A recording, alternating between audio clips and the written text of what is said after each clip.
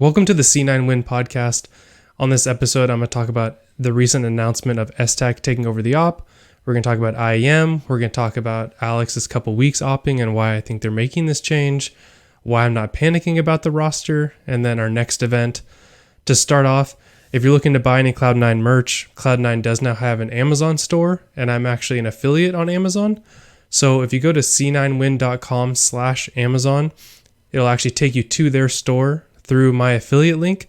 So I'll get a small percentage of the cut that Amazon takes from the sale. So Cloud9 will still get their full money. I'll just get a little bit of what Amazon's making. So if you're looking to support Cloud9, it will also help support me as well. Again, c9win.com/Amazon. So check that out if you're looking to buy any of their merch. So let's first talk about Alex opping. I think Alex did very well on the op. I thought he was very consistent. I thought he made good plays, and I was very impressed by his two events on the op, having just switched to the role.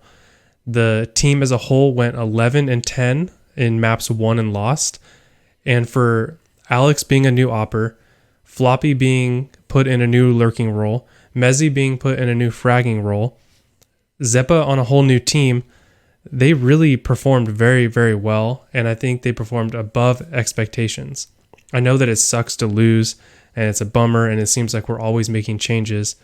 But if you look at everything that changed for the last two events, we did so well. And one of those events, we didn't even have our coach. So I think that the team did very well. And I think Alex was doing a phenomenal job running the team and being an opper. I think he could have done even better given more time. But I also see how this could make sense in that maybe he thought it would be a little bit easier to be calling and he would have more practice. But by moving Es3tag to the op, it moves Alex back to his lurking role where he's comfortable and is able to call. It moves Floppy back to his fragging role, so he'll essentially take Es3tag's spot. It keeps Mezzy in the role where he's thriving, and then Zeppa can still be entering like he's doing and doing well. So I think that by moving Es3tag to the op, it's only really changing one person's role on the team rather than changing three people's role on the team. So I think this change was made not out of Alex's performance, because I thought he definitely overperformed, but based on him being unable to call. And I also think that Alex struggled with wanting to play the way that he wants to play, but also needing to play like an opper. So, for example, on Train, there was a round where him and Floppy are pushing up lower ramp on B as a CT, and he wants to take more position. So he pulls out his deagle and continues pressing, but then he loses the op, and that is a huge problem. Where as an opper, you need to be saving that, you need to be holding your economy well, you need to not be giving an op over, you need to be holding your angles, whereas his mindset is always to continue getting more map control. And you could see him struggle with this. Even in the last event, there was an overpass round where they were CT and the Ts were saving and the round ran over. So he went to go try and kill them after the round ended. And he went by himself, died, loses an op, and they weren't able to recover it. Where that should be something that a rifler should be doing, or at least have a rifler to trade to then pick up the op. So I think that he struggled with these. He wants to play the way that he wants to play, where he also needs to play like an opper and make sure that that is saved and continues to be part of their builds and their economy. So I think that it could have worked if Alex had continued opping. He just needed a lot more time, because Es3tag is a good rifler, and Alex, I think, was doing well. I think he was pushing advantages and getting advantages with the op. I think he was getting good opening kills. I thought his positioning was solid for being his first two events. And I also think that moving the op to Es3tag could work. He's done it before.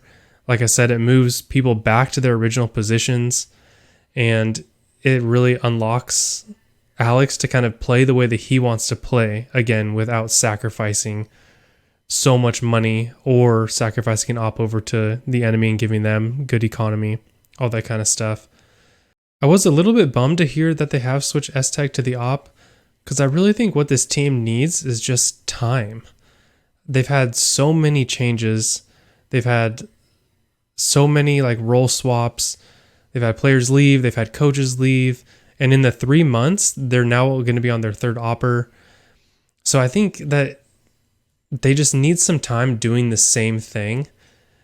And maybe this is the right call because it can just put them on a faster trajectory. I just hope that it's not a rushed call because they're losing and they want to perform better right now. I want to make sure that it's the right call for the team. And I think it could be. I think that it could just make everyone a little more comfortable, except for potentially Es3tag. It just depends how much he actually likes awping and how good he is at awping. So that'll be something that we'll kind of have to see. But you have to think, again, with this team, just like with when Alex took over the AWP.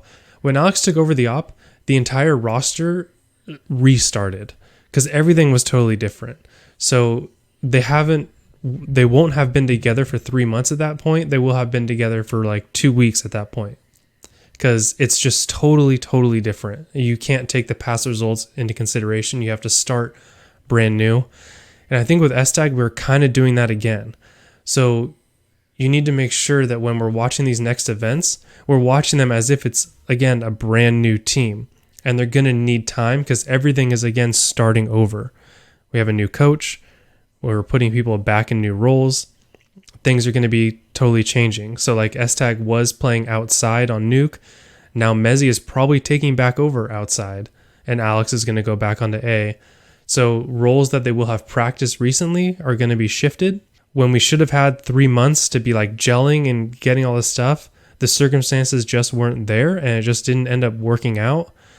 And so they're starting over again. So just keep that in mind when you're watching their next event and you're watching Pro League. So give them some time, let them practice, and just don't have expectations that they're going to be coming in beating top 5 teams in the world. This team does have the most firepower from 1 through 5 of any Cloud9 team that I can remember. There's not a weak rifler on this team. They're all very, very strong. We have Floppy and Zeppa, who are arguably the best up-and-coming riflers in NA on the same team. Mezzi, who like at this point might be the best rifler on the team. He has been absolutely incredible, and he's been consistent and playing well, and when he's on a site, I feel very comfortable. He has been super impressive. I think he might be the best player on the team right now. And we have Es3tag, who's a great rifler, now is taking over the AWP. Alex is one of the best rifling IGLs in the world. So this team has so much firepower. We don't really have a weak point. They just need to figure out what they're doing. The biggest criticisms I see when watching these maps are that they seem to get lost. They don't use their utility well. They don't have a trade set up. They get kind of picked off if the other team is aggressive and they're on the T side. Just small things that just seem to be off. And all of these things can be fixed with time. They can be fixed with learning how each other work, by gelling, by deepening their strat book. Because again, even though they've been a team for 3 months, they haven't really been a team at all until this week when they're now switching everything up again. So they haven't had time to say, okay, we're comfortable on Nuke, for example. We're comfortable with these strats. Now we can go deeper on Nuke and have more strats and not be read as easily. Or now we're comfortable on Nuke. Now we can move to Dust 2 and actually start creating strats on Dust 2. Whereas right now it feels like so much time is just figuring out the roles and figuring out what they're doing and where they're going to be and just being comfortable in their spots, that they haven't had that time to actually create strats. So I want the team to not make any changes for a few months and then kind of see where we're at. Once we've had the time to get comfortable in the spots and just work on strats throughout different maps, then we can start getting more creative and not selecting Nuke every time. You've seen how our overpass has grown and has gotten really good. I do want to reiterate that Alex's awping was not the problem, and I do not think they are changing the AWP at all because of performance. I think he overperformed for how much time he has had, and I think he was very good and very solid. I really think that they're making the change because it's just too hard to IGL and put everyone in these new roles. And so this is a easier fix rather than waiting 6 months for Alex to get comfortable. put Es3tag on an op. He's done it before. Alex can go back to doing exactly what he's comfortable doing, and they can continue from there. I think it was an interesting experiment to try. I think he did very well. I just think they're going back to what might be more comfortable for more people. When looking back at IEM, we lost to Spirit the first map, and this was a tough map because we lost both pistols and we actually lost an eco round, which gave them 8 of the 16 rounds that they needed. And that's so tough to come back from. When you're playing a best of 1 and you lose 3 rounds to start, you then get them onto an eco, lose that round, which then forces you onto an eco, boosts their economy, and then you lose the next pistol. That's so tough to come back from. I don't think they played nearly as bad as the 16-7 showed. I just think that that's just how best of ones work sometimes. You lose the pistols and then you make one mistake, and that's just, the map's gone. Spirit also has been like crushing it through IEM. They're playing super, super well right now. And even before IEM, they were on a crazy win streak. They're really hot right now. They're playing really well. Movie Star Riders, we beat 2-0. That you hope is expected. Even though they're the number 23 team in the world, I think that that's a team that we should beat, and we did. And then versus OG, I think we ran into the issue of the strats that I was talking about with just having basic strats and not having deepened them. OG had obviously watched a ton of our nuke, and they read it so well. Our T side of nuke, everywhere we were going, they had the site stacked. They had a ton of grenades and utility and spam, knowing where we were. They just read our T side so well, and we were limping into sites, or they had it stacked. I think they played their CT side perfectly. And so that was definitely a tough map. Overpass, we've been really good on Overpass lately, especially on CT side, we've been really good. Es3tag spam on B site has been very good. He's been getting so much damage with utility and spam on B side. And then Dust 2, we looked pretty bad on Dust 2 until we made our run. But Dust 2, we definitely need a lot of work. The last time we played on Dust 2, we started off on T side and did pretty bad. This time we started off CT and did pretty bad. We ended up bringing it back, but not close enough. And I think that that's just an issue of we've been working on these other maps and been playing these other maps, and we just haven't been able to expand very far. And OG's also a good team. All things considered, I thought we did pretty well. I would have loved to beat OG and make the main event, get more matches. That would have been awesome. But considering everything having changed recently, the fact that we're taking these top teams to the brink and almost winning, I think that's good. We're a couple key rounds away from taking maps. Versus OG on Nuke, we only got 8 rounds, but we could have done so much better because every single time they were about to get ecoed, they won the round. There were so many rounds where if we just won that round, it would have put them on eco and given us 2 more. But they were able to just pull out all those through their reads and through their just really solid play. So up next we have ESL Pro League, and all the top teams in the world are here. And it should be a really good event where we can get some good matches against the top tier. I'm hoping that we get put in a group with like Astralis, Vitality, like some of these really top teams. I'd love to just kind of see where we measure up against them.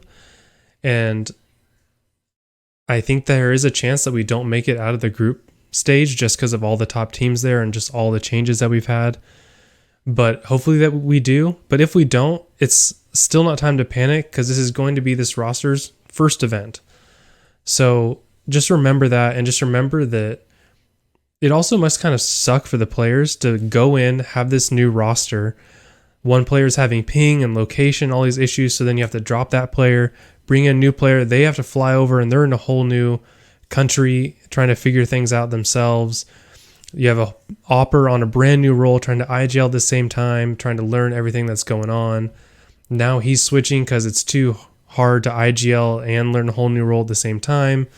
So just give them some time to figure things out. If Es3tag works out and they can just sit for 3 to 6 months and just continue to build, this team has so much firepower and so much potential. They just need stability. So just give them time. Don't panic even if we lose every match. and just let them grow and let them figure it out. Let them use their coach, use Alex, deepen the strats, get more time. This is a good team. Our firepower can compete with the best. Right now, our strats can't. And that's because it's a new team.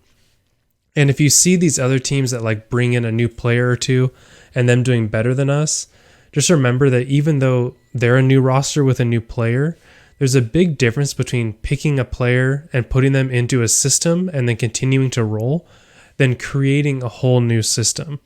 So if you have a team and you're putting in a new opper, the rest of the team is already comfortable together. The coach already knows what's going on, and then you can kind of bring them alongside and say, this is the direction that we're going. And they can learn on the fly. They can kind of just be told what to do and still be very successful. It's totally different to have a brand new team where everyone is trying to figure everything out, and you're trying to implement strats, and you're trying to figure out each person's strengths. You're trying new things out to say, oh, like Zepp is new to our team. Let's put him in this role and see how he does. And then he does well at some things, bad at some things, so then you have to adjust. There's so many different things between starting a roster from scratch and bringing in new players to an already existing ecosystem. So just remember that too when you're seeing these other rosters with changes who might do better than us. It is totally different. So just give them time. They just need some stability. They need to sit and do the same thing. It's been tough seeing all these different changes and all these different things work out when it seemed so promising at the beginning. But just kind of have to pull back a little bit, see that, we're playing top 15 teams, taking maps off of them, winning about half of the maps that we're playing, and like everything that could go wrong has gone wrong already. So let's just see what happens with Es3tag. I think it's going to work out. I think we're going to continue to see just amazing rifling. I think Alex's calling will be easier, and we'll be able to see a little bit more stuff and more changes. I believe in this roster. I don't think we're going to be making any more changes. The only change I could see us making would be down the road if we wanted to, swapping out Es3tag for a real opper. I don't know who that would be. I don't think that's the right move to make at this point, but that's the only change I could see making. And now that everyone's going to be back in their more comfortable roles, I think that would be a possibility, but I don't think that's going to be happening. I don't want that to happen. I want to see what this roster can do because I think that they're incredible. So let's just wait. Let's just see what happens. Give them time. Don't panic if we get demolished at Pro League, because that could absolutely happen. And the expectation would be not to do very well. So every win, just enjoy the wins, and let's give them some time, see what happens.